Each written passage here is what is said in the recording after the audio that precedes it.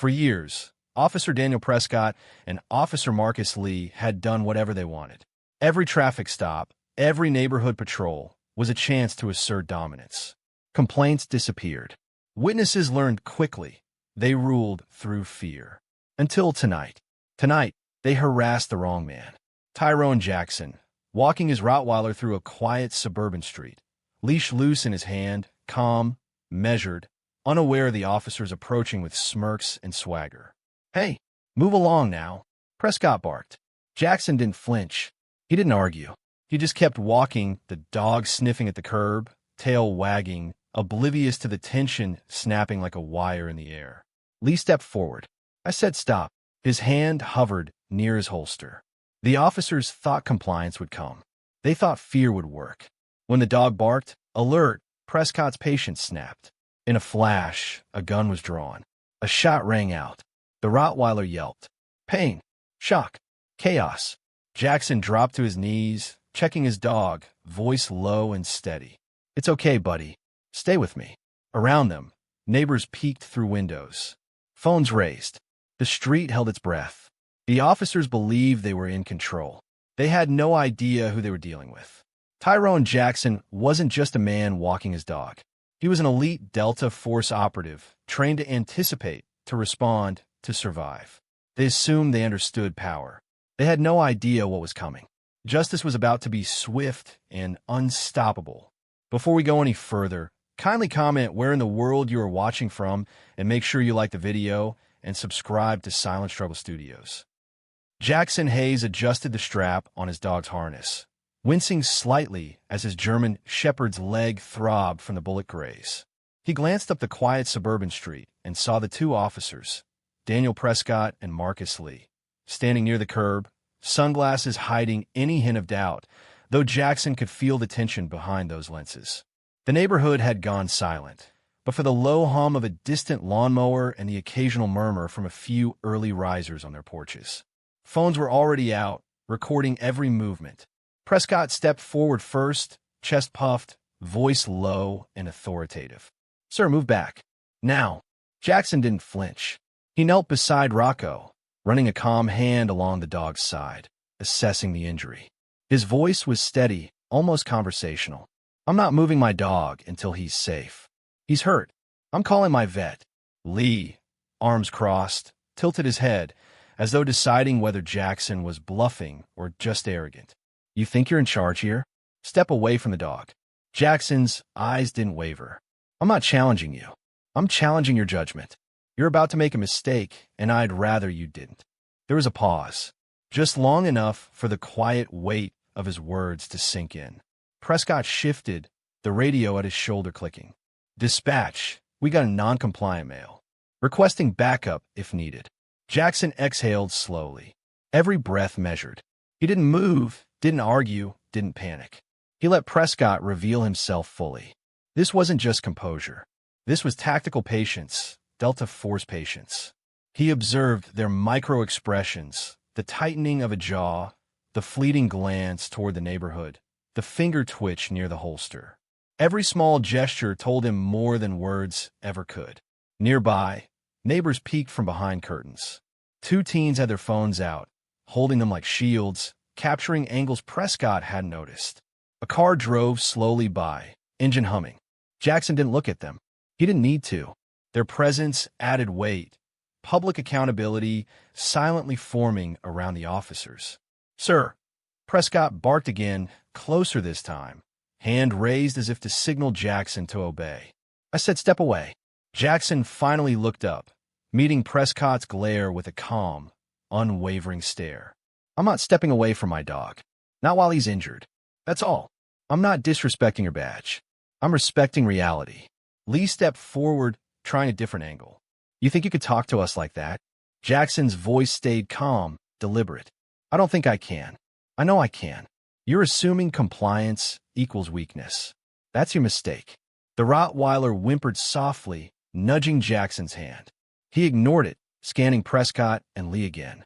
Each officer's body language was different now. Prescott was rigid, performative. Lee was nervous, fidgeting with his belt. They were trying to project confidence, but Jackson could see the small cracks forming. Prescott's voice rose slightly. You're escalating this. Step back, or we'll take action. Jackson tilted his head, watching the neighbors shift, their phones subtly tracking every movement. You're the one escalating.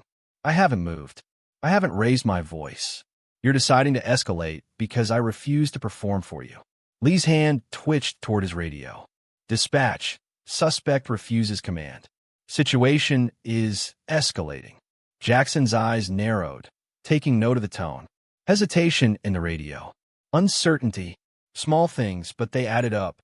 He allowed the officer's overconfidence to unravel quietly, deliberately, in public view. A breeze rustled the leaves. Rocco shivered. Jackson leaned closer, whispering a few soft words to calm him. The officers flinched slightly at the motion. He hadn't made a sudden move, hadn't threatened, hadn't raised his voice. And yet, every movement communicated authority. You're bluffing, Prescott snapped. You think just standing there makes you untouchable? Jackson didn't reply immediately. He simply stood slowly, keeping his movements controlled, measured. He bent down just long enough to check Rocco's bandage, then straightened. Not untouchable, just prepared. You're the ones who aren't. The silence that followed was heavy, almost palpable.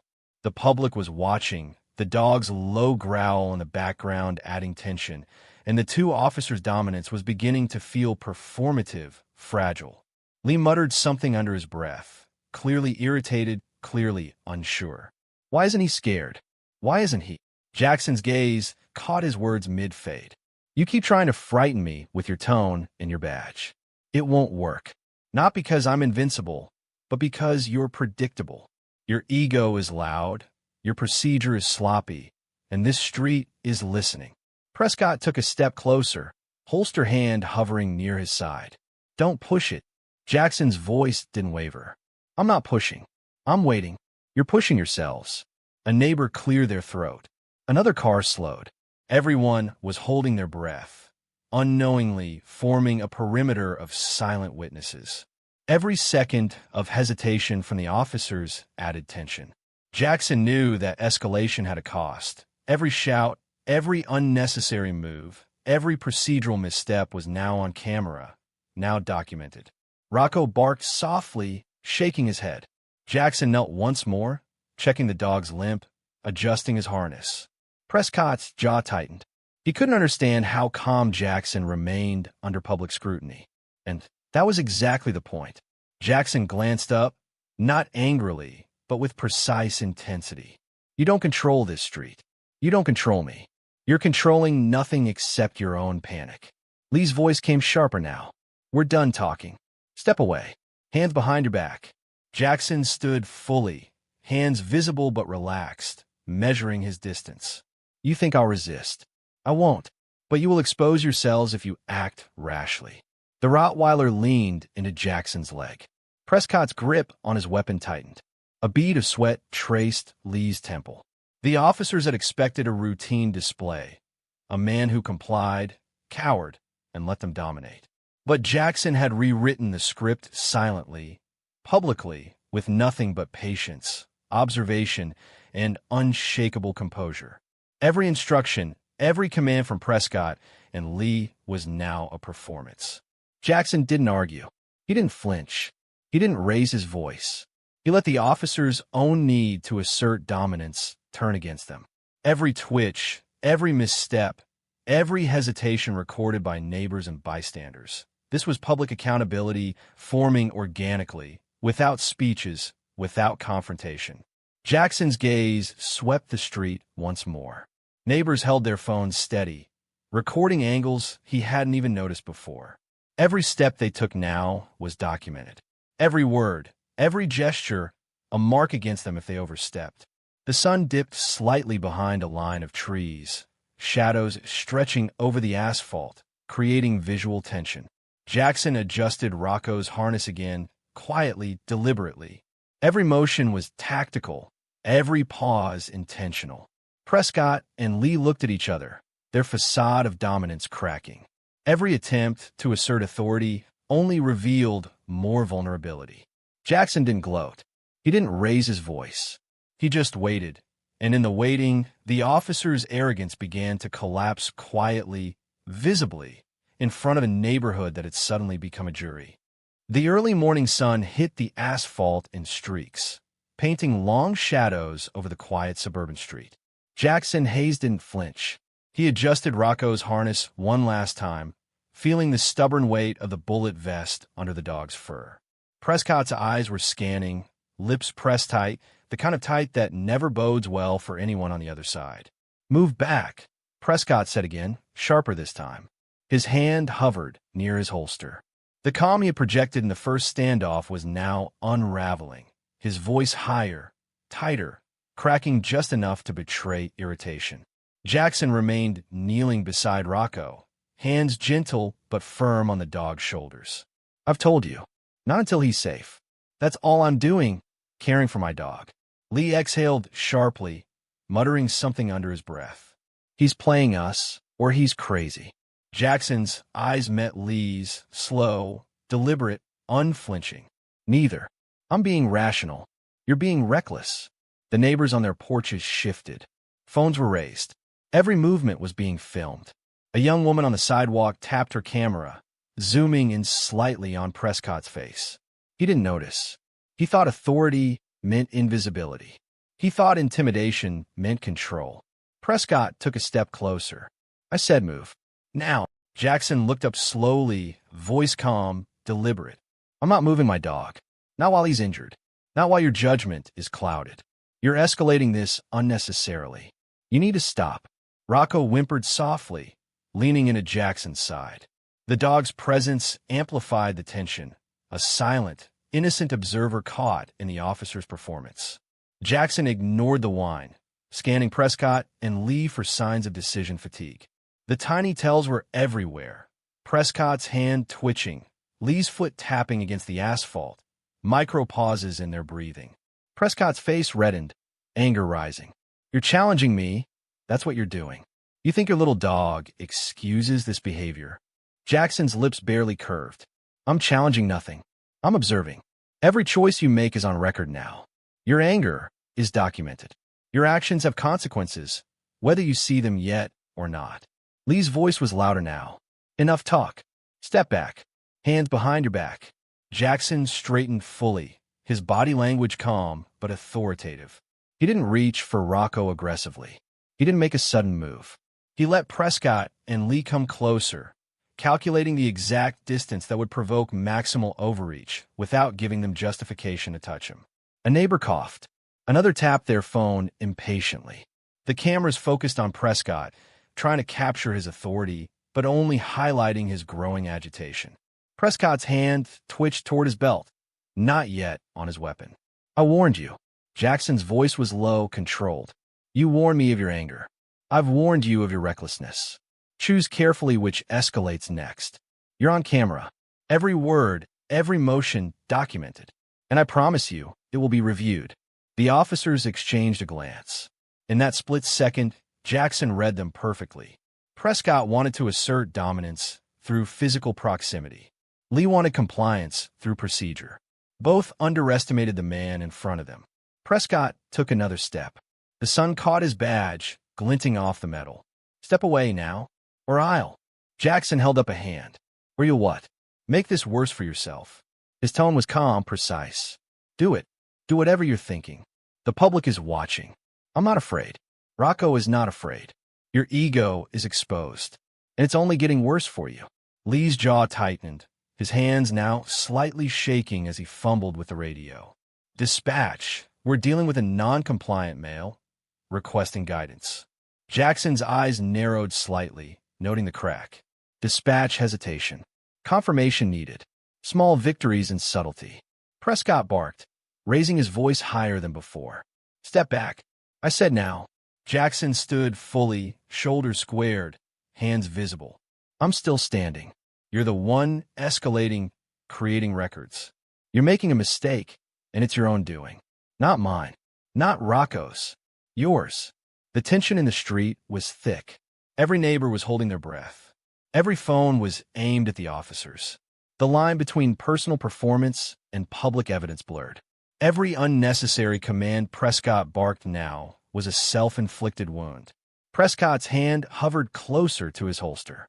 Jackson tilted his head slightly, the faintest smirk crossing his lips. Not a taunt, a subtle recognition that he had control without moving. "You're going to regret this," Prescott hissed. Jackson's gaze didn't waver. "Not I. You." Lee took a step forward, now visibly trying to restrain Prescott. We need to calm down." Prescott ignored him. He was now fully consumed by ego and the perceived need to assert dominance. Jackson leaned slightly toward Rocco, gently checking the dog's leg again, slow, deliberate movements.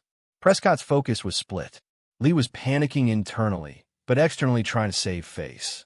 Jackson observed a subtle detail.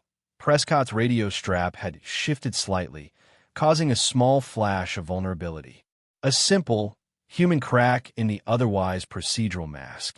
He noted it, silently cataloging evidence, watching for reactions. "You think standing there makes you untouchable?" Prescott yelled, the volume rising now. Jackson's voice stayed steady. "I don't need to be untouchable. I need to be prepared. You need to be careful. You're overreaching, and the world is watching." Rocco let out a soft growl, nudging Jackson's leg. He didn't raise his voice. He didn't act aggressively. The presence of the dog amplified the psychological weight on Prescott and Lee. Neighbors were whispering now. Phones panned across the officers' faces. Jackson remained the still center of calm, the tension magnet around which chaos and performance collided. Prescott's anger boiled. He motioned toward his holster, a hand hovering over the weapon.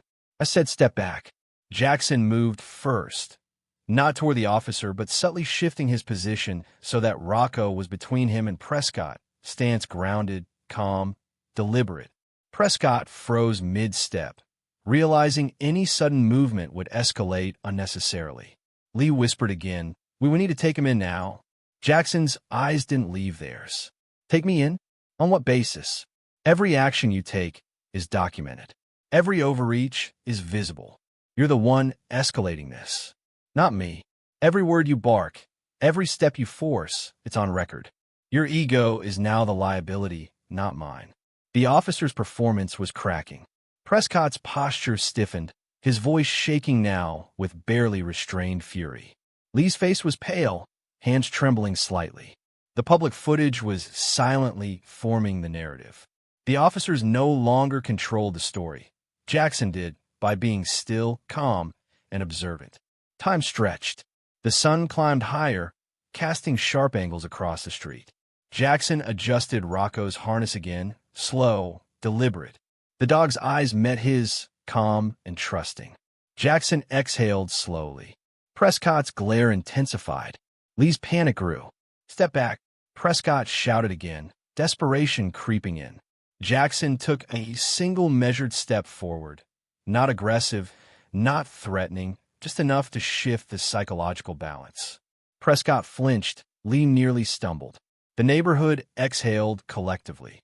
In the stillness that followed, Jackson spoke, slow and deliberate.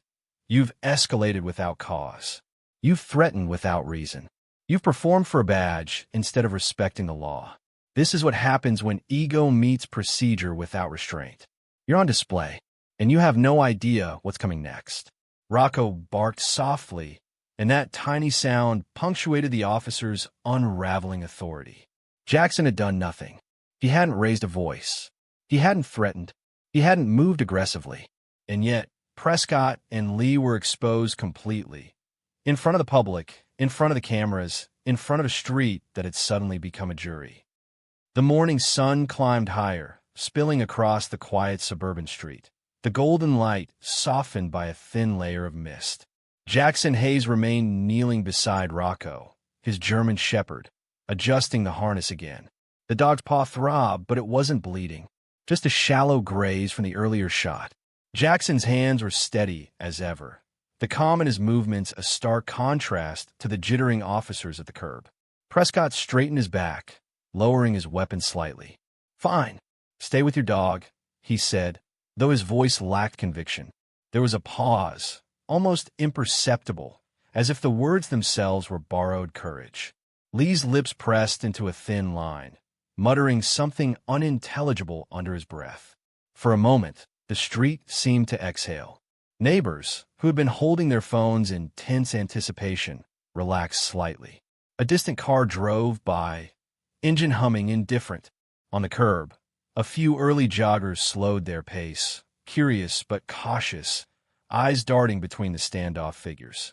Jackson, fully aware of every gaze, kept his movements minimal, just enough to reassure Rocco, not provoke further attention.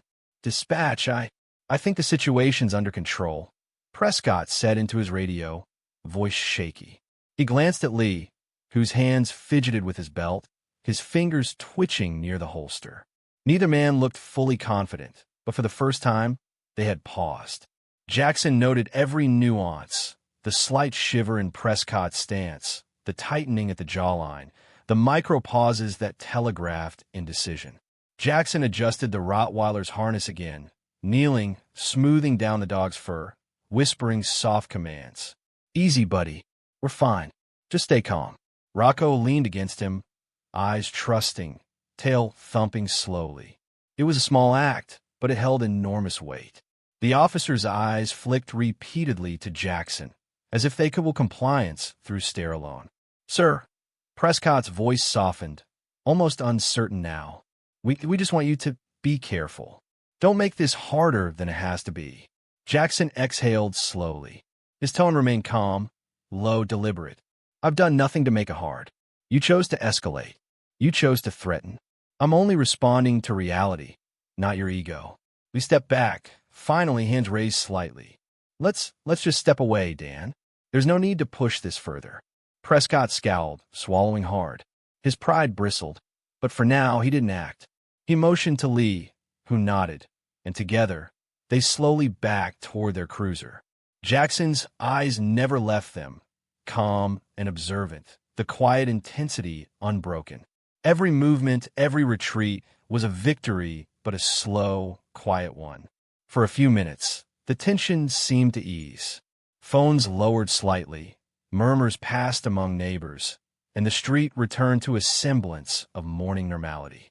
But Jackson remained kneeling, hands on Rocco, scanning the officers, watching the subtle cracks form.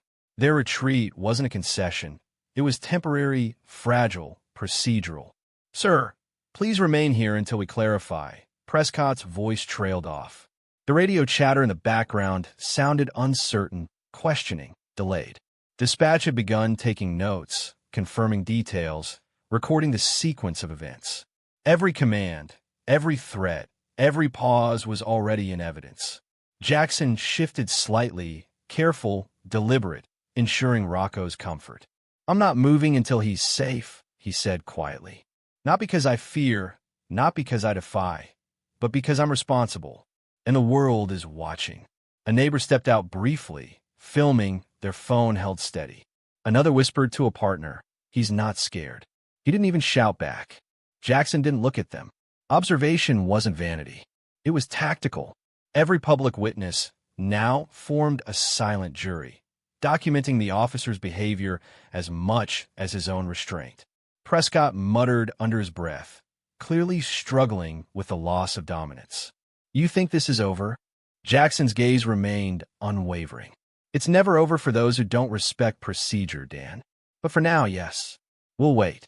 Calmly, observantly, Lee glanced at Prescott, tension obvious in every line of his body. "We just need to document it. Make sure nothing is missed." Jackson exhaled slowly, the faintest smirk tugging at the corner of his lips. Not a taunt, not triumph, merely acknowledgement. Every word Prescott and Lee had spoken, every hesitant step, every flicker of doubt, was being recorded. Even in this apparent lull, he was winning. Procedurally, publicly, silently. Minutes passed. Prescott and Lee finally returned fully to the cruiser, speaking in subdued tones now. The engine idled. The doors clicked shut. Jackson remained kneeling, letting the officers' retreat sink into memory, letting the public witness what had just happened. The street held an uneasy calm, a false resolution for now. Jackson finally stood, adjusting the harness once more. Rocco leaned against him, tail wagging slowly. "We'll get you patched up," Jackson murmured. "All is fine. For now." As the officers drove away, their cruiser rolling down the quiet street, Jackson's eyes followed. Not with relief, not with satisfaction, but with calculation. Every retreat, every procedural misstep, every twitch of ego had been observed, noted, mentally catalogued. The victory wasn't loud. It wasn't final. It was slow, deliberate, and entirely invisible to the perpetrators. He looked around at the neighbors now lowering their phones, returning to morning routines. Their recording had captured more than faces. It had captured character, decision-making, and overreach. Jackson's patience, calm, and composure had created a record without words, without confrontation. A quiet, procedural victory that would ripple far beyond this street. Jackson exhaled fully, finally straightening. He adjusted Rocco's harness one last time, running a hand down the dog's side. Every detail of the confrontation had been measured. Every procedural misstep of Prescott and Lee had been documented. For the first time, a moment of stillness. But Jackson knew it wasn't over. The officers had retreated. Yes, but the cracks in procedure, the vulnerability, the documentation, and the slow, creeping procedural consequences were only just beginning. He whispered softly to Rocco, "Stay calm. The real work begins now." And with that, Jackson led his dog back down the quiet street, past the neighbors who had witnessed an ordinary morning turned extraordinary. For them, it looked like the end of an incident. For Jackson, and for the unfolding consequences, it was only the beginning. The street was quiet now, almost eerily so. Jackson Hayes led Rocco slowly down the sidewalk, leash loose, movements deliberate. The morning had warmed, but the air still carried a crispness that sharpened awareness. Every footstep, every distant engine hum, every creak of a porch swing could carry significance. Back at the curb, Prescott and Lee had stopped, leaning against their cruiser. The engine idled softly, a mechanical heartbeat amidst human uncertainty. Prescott ran a hand through his hair jaw tight. His sunglasses had slipped slightly, exposing the tension in his eyes. Lee fidgeted with his radio, thumb pressing the side button repeatedly, though no words came out. Inside the cruiser, the officers replayed the moments silently, like a film running in loops only they could see. Prescott's mind scrolled through every movement, every hesitation, every micro-expression he had noticed in Jackson. He felt the subtle weight of documentation, the invisible evidence forming as neighbors recorded, phones raised, capturing angles he hadn't noticed. Lee broke the silence. "Dan, do you think we handled that?" His voice trembled slightly, betraying uncertainty. Prescott shook his head, his posture rigid. "I don't know, Marcus. Something about him. He wasn't scared. Didn't flinch once." And the dog, he exhaled sharply, pressing both hands to the steering wheel. The dog survived. And he didn't even argue. Just calm. Perfectly calm. Lee swallowed hard, finally glancing at Prescott. We might have escalated too fast. Cameras. Phones. The street, people saw everything. The word everything hung in the air. It wasn't loud. It wasn't accusatory. But in that moment, Prescott felt it like a weight pressing on his chest. He replayed every movement, his hand twitching near the holster, the bead of sweat tracing Lee's temple, the slight pause before he had barked orders into the radio. Every gesture now looked performative, exposed. Meanwhile, Jackson continued down the street, Rocco's gait careful, measured. Every step was procedural, precise, almost ritualistic. He didn't glance back, but he was fully aware of the officer's retreat, their micro-expressions, the tremors of ego that now ran like fissures through their composure. By mid-morning, Prescott had retreated to his office. He sat alone, files spread across his desk. The sound of the air conditioner hummed low, a stark counterpoint to the silence inside. He tapped a pen against the folder marked incident. Jackson Hayes, the rhythm almost obsessive. Every line, every procedural note, every camera angle was replayed in his mind. Lee hovered near the doorway, leaning against the frame. "Dan, I keep thinking, the neighborhood, the witnesses, the way he didn't respond the way we expected. Prescott rubbed his temples, staring down at the folder. I can't stop seeing it. Every twitch, every pause, every word. He had control the whole time. And we look like fools. Lee shuffled forward, nervously clasping his hands. Do you think anyone else will notice? The chief? Internal affairs? Prescott's eyes narrowed. They will. They might not yet, but the cameras, the phone footage, someone will see. Someone will document it. And when they do, we can't explain calmness like his. We can't. Not without looking ridiculous. Time stretched. Both officers were trapped in the quiet aftermath. A slow suffocation of ego and authority. Prescott's hand hovered over a keyboard, considering sending the dashcam footage to his sergeant. He paused, thumb hovering. Every decision now carried weight. Every choice exposed a vulnerability they hadn't anticipated. Across town, Jackson returned home. Rocco padded behind him, harness loose now, tail wagging slowly. Jackson leaned against the doorframe for a moment, exhaling. The house was quiet, undisturbed, but his mind didn't rest. He replayed the encounter as well, though not with anxiety, rather with methodical awareness. He considered Prescott's body language, Lee's micro-pauses, the subtle cracks of overconfidence. The public witnesses had documented much, but the real impact would ripple slowly, procedurally. Names would be mentioned, files cross-referenced, supervisors consulted. Nothing overt, nothing cinematic, but each observation was a seed that would grow into a larger reckoning. Jackson brewed coffee quietly, the routine deliberate, grounding. Rocco lay nearby, still watching. Jackson checked the dog's harness again, gently massaging the paw. Calm, he murmured. Everything is under control. The words weren't for himself. They were for presence, for maintaining a procedural consistency that would ripple into the officer's eventual downfall.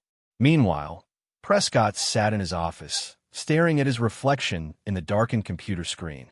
The sunlight had shifted, shadows now slanted across the desk.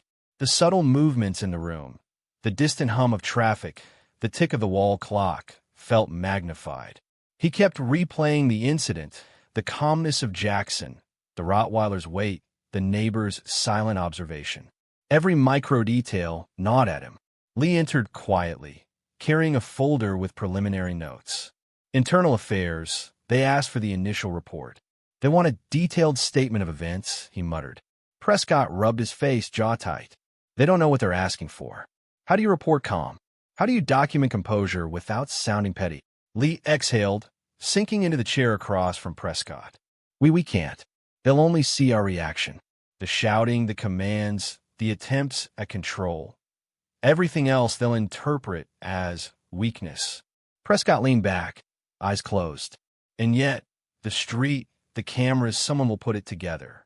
That quiet patience, they'll see the cracks we didn't notice. They'll see what we were incapable of controlling.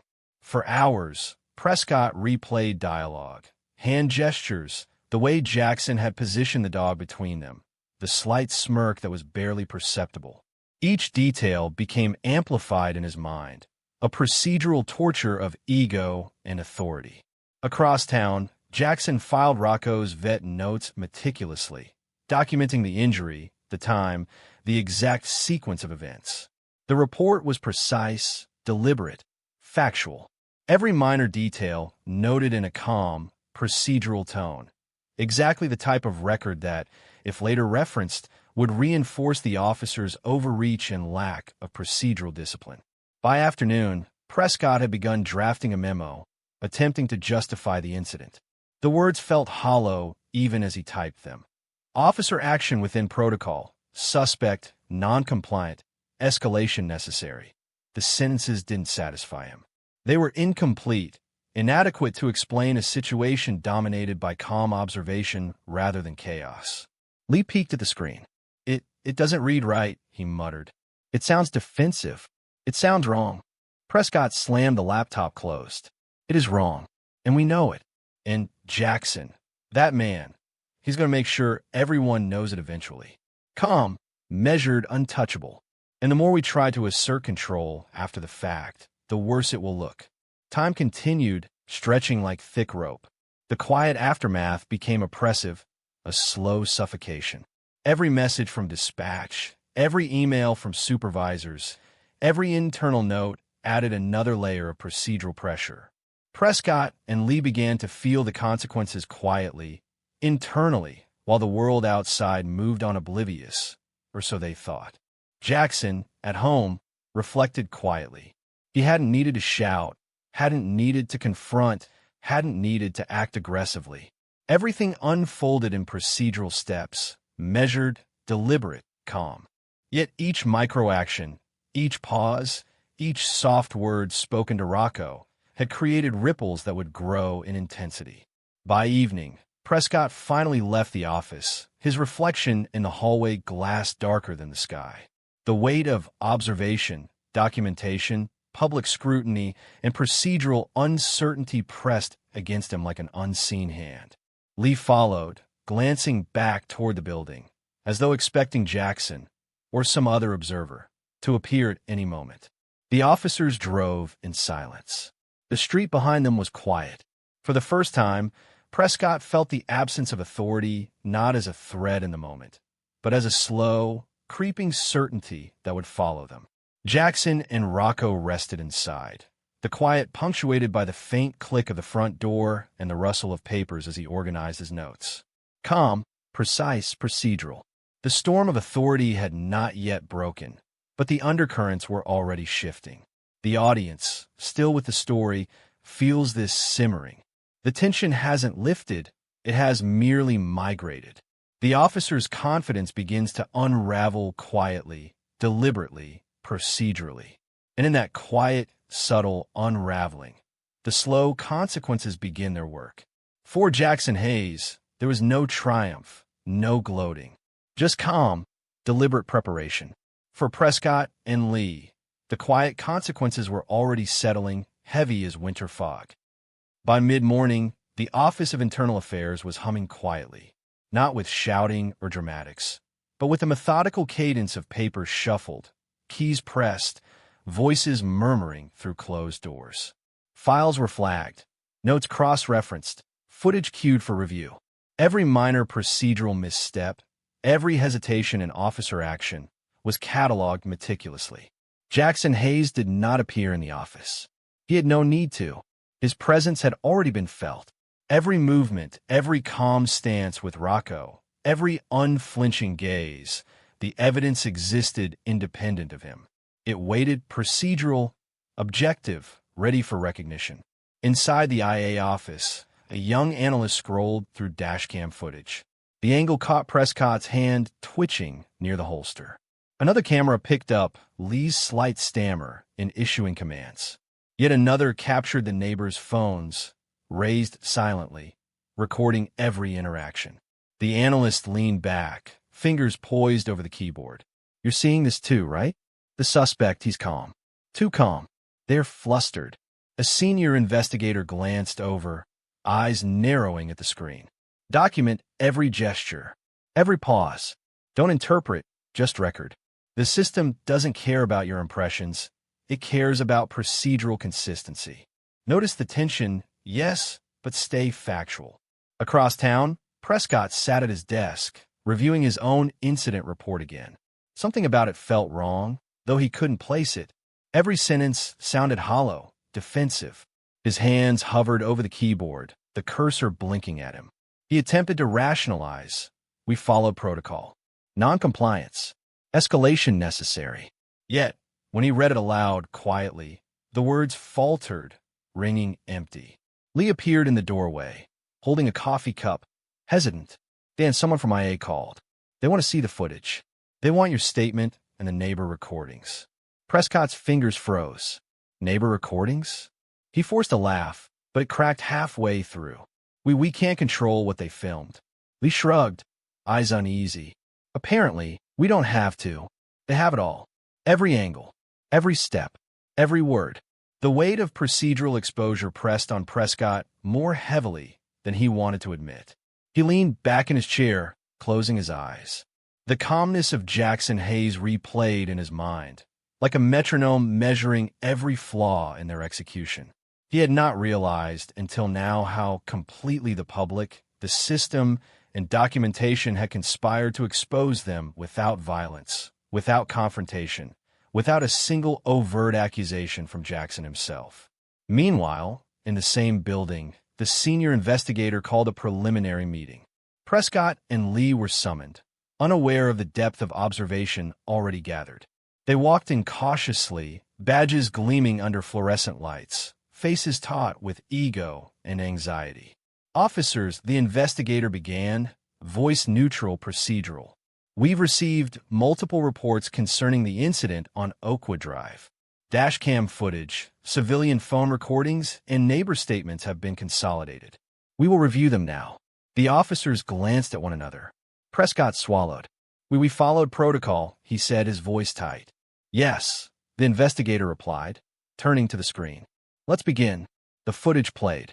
Prescott's gestures, his posture, the micro pauses in Lee's commands, all cataloged, all precise. No dramatic flair, no interpretation needed. Just observation. As the video progressed, Prescott's eyes flickered. The calm, measured patience of Jackson Hayes dominated every frame. Not a shout, not a threat, not a misstep, yet every procedural overreach they had made was highlighted indirectly through contrast. Jackson didn't need to speak. His stillness and composure amplified every misstep, every twitch, every escalation that Prescott and Lee had thought trivial. Lee's face paled. He leaned forward, whispering under his breath, "They're going to see everything." Prescott's jaw clenched. "They already see it," he muttered, though he did not fully acknowledge to himself the depth of exposure. The investigator paused the footage at a moment where Prescott had stepped closer than necessary, hand hovering near his holster, his tone rising without justification. "Take note," the investigator said softly. "Every procedural misstep is documented. Witness accounts corroborate the timing and tone exactly. The calmness of Mr. Hayes is consistent across all angles. Notice the lack of threat he posed. The escalation came solely from your actions." Prescott's face burned, a quiet heat of realization. It wasn't public shame yet. No one was yelling, no one was pointing fingers. But the evidence was undeniable, procedural, undeniable by design. Lee shifted in his seat, voice barely audible. "So, we didn't—" "You escalated without cause," the investigator finished. "That's what the record shows. Calm observation doesn't constitute compliance, nor does it justify overreach. All actions by Mr. Hayes were measured, deliberate, documented. Your performance, not so much." Silence followed. Not loud, not dramatic, just the procedural weight of the delayed reveal settling in. Prescott's ego struggled against the slow, undeniable certainty of exposure. Lee's mind spun with every micro-misstep, every captured gesture, every word recorded by neighbors or dashcam. The investigator continued, voice calm. "You will provide written statements. We will review all footage with your supervisors. There are no immediate punitive measures. This is a procedural review, yet the evidence exists. Recognition has begun. The reveal is delayed, subtle, procedural, but cannot be ignored." Prescott sat back, blinking. He felt the first cracks in confidence he hadn't yet allowed himself to acknowledge. Recognition, not from him, though. Not from Hayes. No, the investigator said. From the system. From documentation. From those trained to observe. The reveal does not need dramatics. It only needs accuracy. Lee exhaled shakily. "So, the calmness, the patience, it's what exposes us." "Yes," the investigator replied, "and it will continue to do so." Across town, Jackson Hayes did not need to witness any of this. He continued his day methodically, checking Rocco's harness, documenting the dog's condition, preparing precise notes, maintaining calm. Every procedural detail he maintained now acted as a quiet force multiplier, ensuring that recognition would continue long after the officers believed they were in control. The delayed reveal was complete in essence, though Prescott and Lee could not yet admit it. The evidence existed procedurally, undeniable, and slowly rippling through the system. Every report, Every file flagged, every quiet discussion among supervisors reinforced the pattern. The officer's overreach, the protagonist's composure, the slow, understated truth emerging not from confrontation, but from meticulous observation. By evening, Prescott and Lee returned to their homes, exhausted in a way that wasn't physical but procedural. Their minds ran through micro details, replaying gestures, pauses, the subtle weight of calm authority they had encountered. Nothing dramatic had happened yet. No confrontation, no public shaming, no immediate consequences. But the delayed reveal was in motion. Recognition had begun. Others had noticed. Files had been flagged. Footage had been cross-referenced. The system had begun to turn quietly, procedurally, inevitably.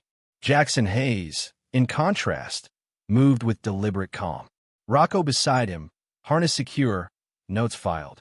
No triumph, no gloating, only the quiet, procedural assurance that the delayed reveal, subtle, understated, procedural, was already functioning exactly as intended. The tension did not resolve. It shifted, migrated into processes, into observation, into recognition that the officers could not yet perceive. And that was exactly the point. The next morning, Daniel Prescott arrived at the precinct feeling a weight he could not shake. Not physical, not loud, not violent, just procedural. Every step down the hallway felt heavier. His uniform seemed tighter, his badge heavier, as though the metal itself reminded him of the scrutiny already gathering around him. Marcus Lee trailed behind, coffee in hand, attempting casual conversation. "Dan, you okay?" Prescott didn't answer immediately. He forced a nod, but it felt hollow. "Fine," he said finally, voice clipped. "Fine." They were summoned to the briefing room, a room that Prescott had walked into countless times, always confident, always in control. Today, it felt smaller, confining. The lights were harsh, the walls bare except for procedural charts, policy manuals, and a wall-mounted monitor already displaying evidence from the Oakwood Drive incident. A lieutenant stood by the screen. "Officers Prescott and Lee, please take a seat. This is an internal review. Everything relevant has been compiled. Dashcam footage, neighbor recordings, and statements. We will review this methodically." Prescott's fingers drummed nervously against the table. He exchanged a glance with Lee. Neither spoke. Neither could fully articulate the dread building quietly in their chests. The investigator began.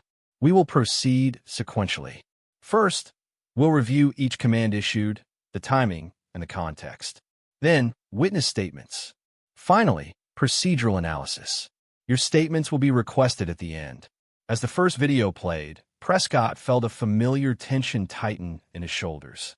Every micro-expression he had unconsciously used to assert dominance now betrayed him. The camera captured every twitch, every subtle hesitation, every tonal inflection. "Notice Prescott's hand near the holster here," the investigator said softly, not accusatory, merely observational. Repeated steps closer than necessary. Tone escalates disproportionately to threat. Observe the officer's awareness, or lack thereof, of public presence. Lee shifted, unease radiating from him. We were following protocol," he muttered under his breath. "Yes," the investigator replied, tone neutral, "according to your interpretation. The procedural record will assess whether actions were justified. Interpretation is noted, but facts drive the system." Footage continued. Rocco's yelp, Jackson's calm kneeling posture, the deliberate observation, the neighbor's phones quietly recording. Each frame built procedural pressure slowly, like water filling a vessel. No shouting, no dramatics, only facts accumulated relentlessly. "Next, witness statements," the investigator said. Pages were distributed. Prescott and Lee scanned the statements quickly. Each repeated a similar pattern. Calm, precise, deliberate observations of the officer's escalation. Every public-facing action was cataloged. Every instruction, every command, every step. Prescott's throat tightened. He attempted to rationalize. "This is just review. No one is punishing us yet. It's just procedure. Yet procedure has weight. It accumulates. Procedural documentation is cold, impartial, yet undeniable, and it leaves no room for ego to hide mistakes. Over the next hour, reports were cross-referenced. Internal emails flagged minor inconsistencies in officer statements. Notes highlighted deviations from training. Dashcam timestamps conflicted slightly with incident reports, subtle but significant. Prescott began to feel the quiet pressure of institutional scrutiny, the slow, methodical tightening of accountability. Lee whispered, Do they really have all this?" Prescott nodded slowly. "Yes. Every action, every hesitation, every word, it's all in there." We underestimated observation. The investigator paused the footage. "Officer Prescott, Officer Lee, please explain your proximity and tone relative to the threat level observed. Include rationale for escalation and commands issued." Prescott opened his mouth. Words formed but faltered. Every explanation risked contradiction with documented evidence. We followed the situation as it unfolded," he said finally, voice brittle. "Be precise," the investigator said. "Procedural accuracy is required. Avoid assumptions, interpretations, or justifications not supported by the record." Lee swallowed, hands trembling slightly. We were concerned about noncompliance. We perceived risk. The investigator nodded, neutral, procedural. Documented perception is distinct from justified procedural action. The review will consider perception, timing, and objective evidence collectively. Time stretched. Minutes became hours. Every second a reminder that the system does not act violently, but with procedural patience. Every page signed, every note reviewed, every statement cross-checked slowly chipped away at the officer's confidence. Meanwhile, the investigator quietly communicated with a superior. "We verified timestamps. Witness statements align with footage. Procedural deviations are minor individually, but cumulatively they reflect significant overreach." The officers' minds raced. They were aware they were under scrutiny, but the breadth of documentation, the impartial accumulation of evidence, made it impossible to mount a defense without acknowledging the slow pressure bearing down on them. Between the procedural reviews, policy references were cited. Training Manual, Section 4.2, Officer Discretion in the Field.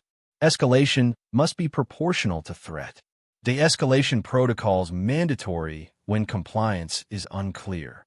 Deviations must be documented and justified. Prescott's gaze flicked toward the wall-mounted monitor. Jackson Hayes' calm composure replayed in every frame. The system was turning slowly, without fanfare, without violence, without spectacle. It was undeniable. Lee's voice broke softly. It's procedural, but it feels personal." Prescott exhaled, voice barely audible. "It's never personal. It's systematic. And we're the problem in the system now." Over the next several hours, officers were interviewed individually. Their statements were scrutinized line by line. Dashcam footage was played, paused, slowed, annotated. Each hesitation, each gesture, each command reanalyzed. Every action previously performed in arrogance now became evidence. The pressure was methodical, precise, and merciless in its subtlety. Prescott's confidence waned under the slow accumulation of observation. He realized he could no longer perform dominance without contradiction. Every step, every hand motion, every tone had been recorded, every misstep documented, every overreach undeniable. Lunch passed. Coffee refilled. Meetings rotated. New supervisors reviewed prior notes. The cumulative effect was psychological without being overtly emotional. Quiet, unrelenting procedural pressure. By late afternoon, Prescott sat alone in a review room, files stacked around him. Each document a weight, each timestamp a silent rebuke. The calm patience of Jackson Hayes echoed through his mind, procedural in itself. Observing, documenting, never reacting, never losing composure. Lee joined him later, posture slumped. I don't know if I can defend us without contradicting what we did." Prescott rubbed his temples. "The system is doing it for us. It's procedural. It doesn't need our confession. It just needs the facts. and the facts exist. The investigator returned, voice steady, calm, neutral. We will continue this review over the coming days. Every aspect of your conduct will be examined. Dashcams, witness accounts, reports, prior incidents. No immediate punitive action. But the weight of procedural scrutiny is cumulative. It will continue, quietly, inevitably.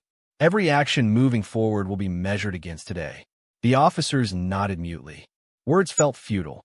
The procedural weight had already begun to erode internal confidence.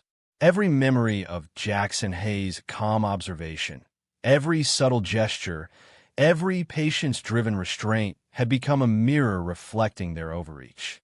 By evening, the precinct was quiet. The system did not yell, did not punish. It simply observed, documented, reviewed, and processed. And in that quiet, methodical process, the officers felt a pressure they had never anticipated. Institutional, impartial, inexorable. Jackson Hayes, elsewhere, continued his day with the same deliberate composure. No words, no confrontation, only calm, measured actions. Every procedural move he made, every observation recorded, every note filed, further amplified the systemic pressure already in motion. The officers slept fitfully that night, minds replaying every step, every command, every moment of hesitation, every micro-expression captured. Not violent, not dramatic, not explosive, just procedural, relentless. The institutional pressure phase had begun, and the system, silent, impartial, and unstoppable, was already winning. The night was heavy and quiet. Officer Daniel Prescott lay on the narrow cot in his dormitory room at the precinct, staring at the ceiling as if it could offer answers. The ceiling offered nothing. Every fluorescent light, every dull hum of the HVAC system seemed to amplify the sound of his own thoughts. The procedural weight of the day pressed down like an invisible vice. He had been trained to assert control, to intimidate, to dominate, but control felt slippery now, an illusion he could no longer grasp. Marcus Lee sat nearby, head in his hands, muttering fragments of his own panic. I can't believe this, all of it, every camera, every witness. Prescott didn't respond. Words felt inadequate. The internal ledger of mistakes, procedural missteps, and overlooked cues replayed relentlessly. Each second, each gesture, each order from the morning's confrontation was now immortalized, not just in memory, but in evidence.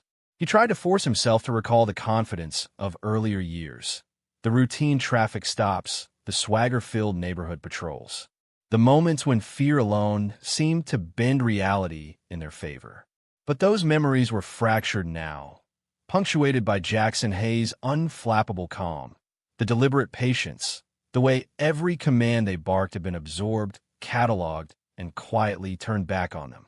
Lee whispered again, Do you think anyone can see it yet? The way they watched everything. Prescott swallowed hard, throat dry. Yes, he said finally, almost to himself. It's not just seen, it's documented. Every micro-expression, every command, every twitch, all of it. Even our attempts to show authority are evidence of weakness. Sleep came fitfully. When it did, it was punctuated by fragments. Flashes of Jackson Hayes' steady gaze, Rocco nudging against Jackson's side. The neighbors' phones, subtly moving, capturing every nuance. Prescott awoke, sweating, disoriented. The procedural pressure followed him into his subconscious, a quiet, inescapable observer. The next day was no relief. Meetings awaited. Prescott and Lee were called to the Internal Affairs office once again. The room smelled of coffee and paper, the walls lined with binders marked internal review. It was a landscape of bureaucracy that left no room for bravado, no place for unchecked ego. A senior investigator looked at them dispassionately. Officer Prescott, Officer Lee, we will review the latest batch of evidence. Video, statements, and internal communications. Your prior statements have been cross-referenced. Any contradictions will be addressed. Prescott felt his chest tighten. He tried to summon his usual composure, but his mind betrayed him. Every action now seemed amplified, exaggerated in his own perception. He realized that the weight wasn't just in the investigation, it was in his own mind. Every hesitation, every slip, every performance had been quietly accumulating. Lee's voice trembled. I feel like I can't control anything anymore. Prescott nodded, but he did not speak. Words could not undo the cumulative erosion of confidence. He could feel the psychological collapse beginning, not in dramatic explosions, not in angry confrontations, but in subtle, almost imperceptible cracks. They were shown new angles of the footage, close-ups on Prescott's tightened jaw, the twitch of his fingers near his holster, the imperceptible shift of his stance as Jackson Hayes remained calm, hands visible, observing, waiting. Every frame magnified his procedural errors. Every nuance highlighted the contrast between panic and poise. Lee looked away, hands trembling. It's like we can't win. Everything we do, it just makes it worse. Prescott's jaw tightened. The system isn't trying to win, it's trying to document. We've been trained to see documentation as neutral. But when the facts are against us, the neutral becomes our enemy. The investigators continued methodically, reviewing not just the Oakwood Drive incident, but previous calls, prior complaints, and minor deviations in procedure. Each documented lapse became a thread in a tapestry of vulnerability.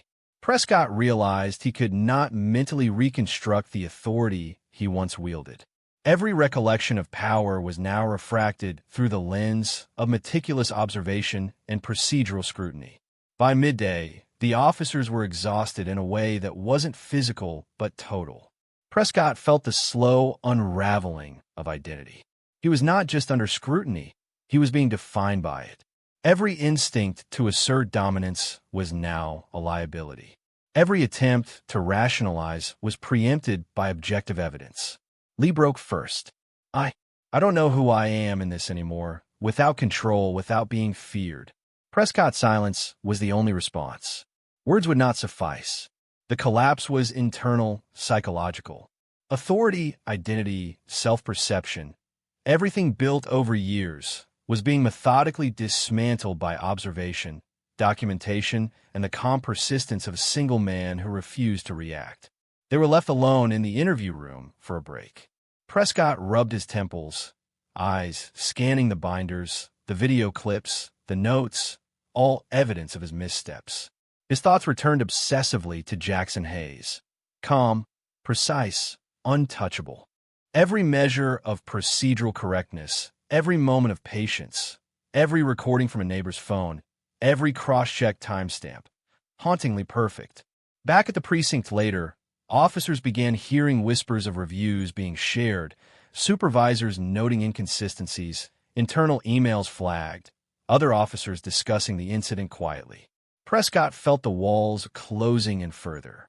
His reputation, his authority, his ego, they were being methodically stripped in silence.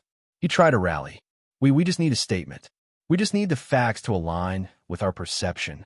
But even as he spoke, he realized perception no longer mattered.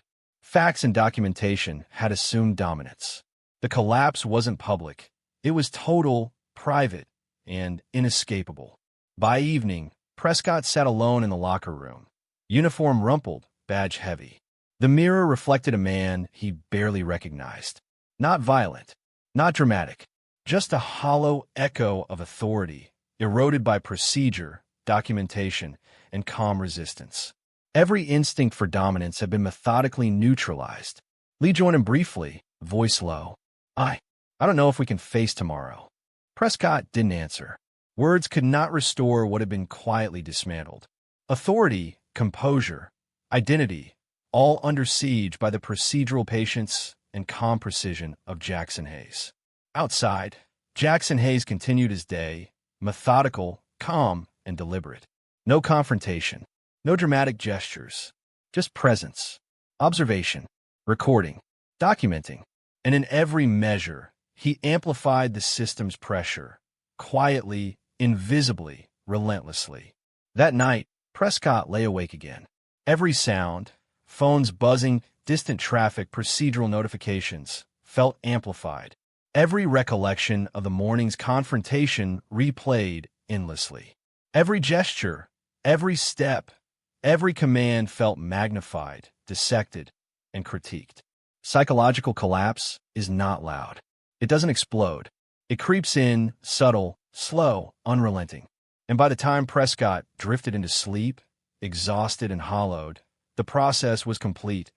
Identity eroded, authority stripped, ego fractured. Jackson Hayes had never raised a hand, shouted, or struck. Yet, by doing nothing but remaining calm, precise, and untouchable, he had initiated a collapse that was invisible to most, but total to those under scrutiny. The slow, quiet dismantling of Prescott and Lee was procedural, methodical, and absolute. Calm had won. Patience had won. Observation had won. And the public, unaware in the moment, was still quietly recording, documenting, and reinforcing the system's impartial judgment. By the end of the night, Prescott realized he was no longer the man who could walk into a neighborhood, assert dominance, and be feared. He was now a subject under procedural pressure, a man dismantled not by violence, but by relentless, calm accountability. The psychological collapse was complete.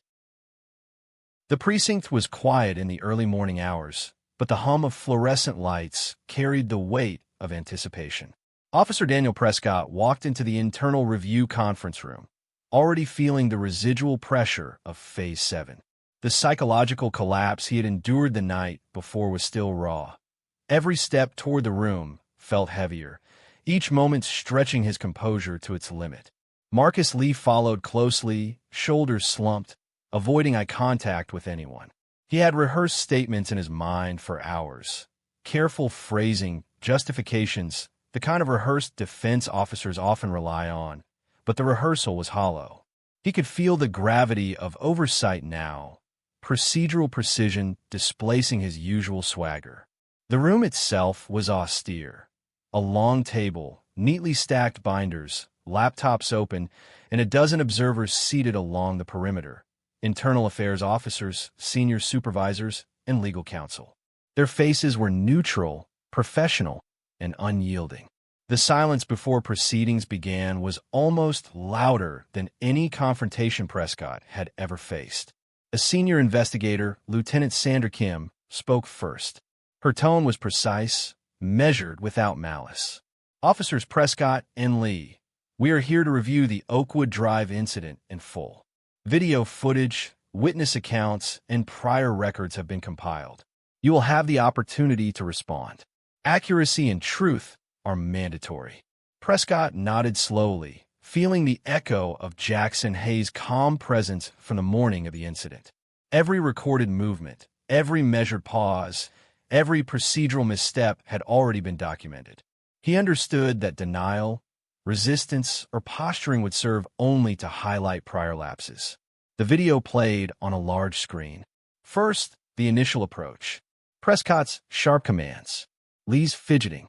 Jackson Hayes kneeling beside Rocco, calm, collected, scanning every micro-expression of the officers. Every subtle twitch, every hesitation, every attempt at dominance, all laid bare. Kim paused the footage at key moments, zooming in to highlight discrepancies between reported actions and recorded behavior. Prescott's eyes narrowed as he saw himself, rigid, performative, overtly controlling, contrasted against Jackson's composed, methodical demeanor. Lee's hand trembled on the holster. Prescott's voice cracked on the recording, rising in volume and intensity, betraying the tension he thought he had masked. One by one, witness statements were read aloud. Neighbors recalled minor details that had seemed inconsequential at the time. The precise distance Jackson maintained from the officers, the dog's subtle interactions, and the quiet observation of bystanders with smartphones capturing angles the officers hadn't considered. The room was methodical, clinical. No dramatic accusations. No shouted confrontations. Just fact after fact, evidence after evidence. Each element compounding to construct a narrative Prescott and Lee could no longer manipulate. Legal counsel intervened occasionally, clarifying procedural violations. Officer Prescott, your actions at 612 violate department engagement protocols. Officer Lee, your failure to intervene appropriately compounds the issue. Documentation confirms discrepancies with standard operating procedure. Prescott's throat felt dry. He wanted to argue, to assert that he had acted according to protocol, to inject context, to reassert authority. But every argument was preempted by recorded evidence, by neighbor footage, by timestamps, by the inescapable reality of observation. Lee muttered under his breath, "We can't argue against the evidence. It's all there. Everything." Kim continued, systematic and unrelenting. "We will review the full sequence of commands, movements, and reactions.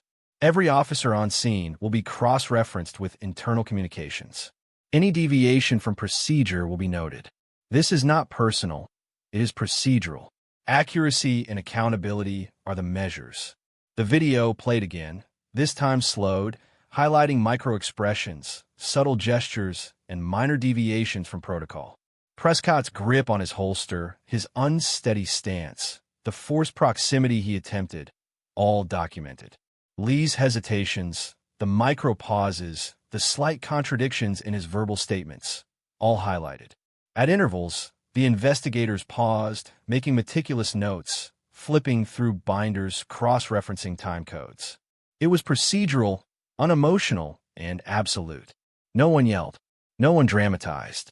The gravity came from relentless evidence, unflinching attention to detail, and the cold machinery of accountability.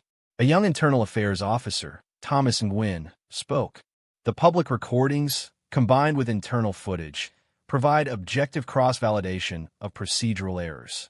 Officer Prescott, "Officer Lee, these records will be forwarded to oversight committees. Corrective recommendations will follow." Prescott felt the finality of those words. Corrective recommendations was a euphemism for scrutiny, formal review, and professional censure. Every instinct for dominance, every reliance on fear or authority had been methodically neutralized. Lee exhaled sharply. "So what happens next?" Kim responded without emotion. "The review will continue in writing. Statements, evaluations, and recommendations will be compiled. You will be notified of outcomes. This is a procedural process. No immediate punitive action is required, but all actions are documented." The officers were asked to submit written accounts. Every recollection had to match objective evidence. Every justification would be weighed against indisputable recordings. Prescott realized that no performance, no recollection, no argument could override meticulous documentation. Throughout the day, the procedural review extended. Each interaction was dissected. Every command analyzed. Each procedural misstep cataloged. The sheer volume of observation created an inescapable reality. Authority without accountability was meaningless. Emails began circulating among higher command. Supervisors flagged inconsistencies. Witness statements were cross-referenced with dispatch logs. Prescott and Lee watched helplessly as the net of scrutiny widened, procedural threads tightening like a slow, deliberate trap. The psychological weight was cumulative. There were no dramatic confrontations, no cinematic showdowns, just the quiet, relentless accumulation of facts. The villain's ego, already fractured in Phase 7, now faced institutional recognition. Authority no longer belonged to Prescott or Lee. It had been ceded to process, observation, and undeniable documentation. By evening, the officers were physically present, but psychologically hollow. Internal communications continued to stream in, each message a subtle reminder that their professional standing was under review, that the world had shifted beneath their carefully constructed illusions of control. Prescott reflected silently on Jackson Hayes, who had remained calm, precise, and untouchable throughout. No weapon drawn, no shout, no visible manipulation. Yet the system, aided by Jackson's discipline, had turned against the officers in the most methodical way possible. Authority dismantled, ego erased, procedural collapse total. Lee looked at Prescott, voice barely audible. "We're completely exposed, every move." Prescott nodded. He didn't speak. There were no words that could reverse the procedural inevitability unfolding before them. Every misstep, Every act of unchecked ego, every attempt at dominance had been recorded, analyzed, and exposed. As the night settled over the precinct, the officers were left in quiet reflection. No outbursts, no dramatics, just the procedural truth. The morning's confrontation, once seemingly ordinary, had catalyzed a public and professional reckoning that could not be avoided. Outside, Jackson Hayes continued his day elsewhere, calm, deliberate, and unaffected. The system had turned his patience and precision into a magnifying lens, exposing incompetence, fragility, and procedural failure without a single violent act. By the time Prescott and Lee left the conference room, the reality was undeniable. The procedural and public systems had recognized what the villains themselves refused to admit. Authority was gone. Identity was fractured. Reputation was under formal review. And the slow, methodical accountability would only continue. Quietly, systematically, the reckoning was complete. Not violent, not cinematic, but absolute. Every observer, every supervisor, every document reinforced the fact. The calm, precise, untouchable protagonist had turned patience into procedural power. The officers walked back to their desks, silent. The public and professional records would continue to accumulate, layering consequences and accountability in slow, deliberate fashion. Jackson Hayes had engineered the system to function as an extension of his calm resolve. In the city, the neighborhood, the witnesses, though unaware of the broader systemic ripple, had already participated in the quiet construction of truth. Authority, once presumed absolute, was now procedural, documented, and accountable.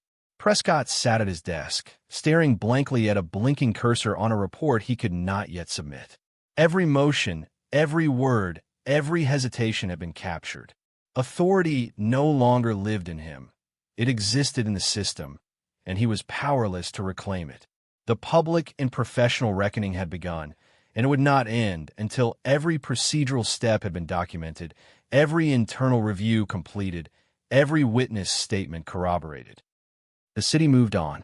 Morning traffic hummed along Oakwood Drive, oblivious to the months-long procedural storm that had unfolded. Streetlights flickered to life for the first evening shift. Neighbors went about their routines, still clutching the faint memory of that quiet confrontation. The images stored on their phones now quietly archived, shared with those who mattered. The world had continued, indifferent, but the echoes lingered. Jackson Hayes returned to his apartment that evening, Rocco's leash in hand, but the tension that had defined his morning had evaporated entirely. The dog padded beside him, calm, head low, trusting. Jackson's own movements were measured, but there was a new lightness, a subtle freedom that came from knowing that justice, slow and procedural, had already begun its work. No one cheered. No one clapped. No cameras followed him. Yet the system, the quiet machinery of accountability, was humming behind the scenes. Reports were filed. Witness accounts cross-referenced. Officers Prescott and Lee were now under the scrutiny of supervisors, internal affairs, and the wider professional network. Their missteps, once invisible to the world, had become part of the permanent record. Jackson didn't gloat. He didn't call for headlines or celebrate victories. Patience had always been his weapon, and now its efficacy was proven. He prepared Rocco's dinner, cleaned up the minimal evidence of the day, and simply breathed. The calm was absolute. Control had never been about aggression. It had always been about precision, observation, and letting systems do their work. Meanwhile, Prescott sat alone at his desk in the precinct, the weight of Phase 8 still pressing down. Emails, internal memos, flagged videos, and formal complaints stacked around him like a quiet avalanche. Every procedural error documented, every hesitation replayed, every misjudged order now a part of the official record. He stared at the ceiling, unblinking, knowing that this slow dismantling of his authority was final, and there was nothing he could do to reverse it. Lee paced the hallways in silence, avoiding eye contact, listening as distant conversations about Oakwood Drive unfolded among other officers. Whispers, muted but persistent, reminded him that nothing could erase the calm, methodical patience of the man they had confronted. Every step, every word, every movement that morning had been recorded and evaluated. The street, the neighbors, the cameras, the reports, all now combined into an unassailable truth. Back at home, Jackson looked out of his window at the quiet suburban street below. The Rottweiler slept at his feet, its chest rising and falling in sync with the evening calm. He didn't need to relive the confrontation. He didn't need to check the news or read the internal reports. The effect was already in motion. The ripple of his restraint had reached far beyond that morning. In the precinct, Prescott and Lee were reminded, in subtle and procedural ways, that control was no longer theirs. Emails flagged, files audited, and the shadow of internal review followed every movement. The professional consequences were unrelenting, yet calm. No dramatic firings, no explosive confrontations, just the slow erosion of power, the kind that lasts far longer than any immediate punishment. Days passed. Weeks passed. Oakwood Drive returned to its quiet suburban rhythm, but the officers' reputations had shifted irrevocably. Jackson Hayes continued his routines without fanfare. Rocco learned new tricks, grew stronger, and thrived under the steady, calm guidance of his handler. Jackson's life was simple, measured, and precise, yet the quiet aftermath of what had occurred radiated outward. Internal reviews concluded. Recommendations were implemented. Training adjustments were made. Officers in other precincts received memos highlighting procedural adherence and the importance of public accountability. Prescott and Lee were no longer in positions to assert unchecked authority, their reputations quietly, but permanently constrained. Jackson did not seek validation. He did not demand recognition. The system, the observers, the public, all had already participated in the slow, methodical justice. The narrative was complete, but the calm remained. No victory speeches, no overt celebrations. Just the affirmation that precision, observation, and calm resilience were more powerful than fear, bluster, or unchecked authority. As evening fell over the city, Jackson Hayes leaned against the balcony railing, Rocco resting his head on Jackson's foot. The distant sound of traffic, of neighbors returning home, of life continuing uninterrupted, filled the silence. The confrontation, the procedural reckoning, the slow erosion of false authority, all had passed into history, quietly, with dignity intact. The lesson was subtle but unmistakable. Control could not be seized through intimidation. Authority could not withstand calm scrutiny. Power, when unearned, would always erode under observation, patience, and precise action. Jackson turned from the balcony, Rocco padding silently behind him. Together, they moved through the apartment, finishing their evening routine. There were no headlines, no applause, no fanfare. Just quiet, just order, just resolution in the most complete sense. Calm, enduring, and absolute. The system had worked. Justice, procedural and patient, had been delivered without spectacle. And for Jackson Hayes, that was more than enough. As night fell over the city, the final echoes of the confrontation settled into memory, subtle, permanent, and unshakable. Some stories are uncomfortable. That's why they matter. At Silent Struggle Studios, we tell the truths that are often ignored, quietly, clearly, and without apology. If you like our story and it resonated with you, kindly like the video and share it with someone who needs to hear it. Subscribe to Silent Struggle Studios so you don't miss what comes next. Also comment which city and country you're watching from, because here, all your voices matters. On your screen now, there are 2 powerful stories I picked specially just for you. Every voice carries weight, and some truths deserve to be heard in full.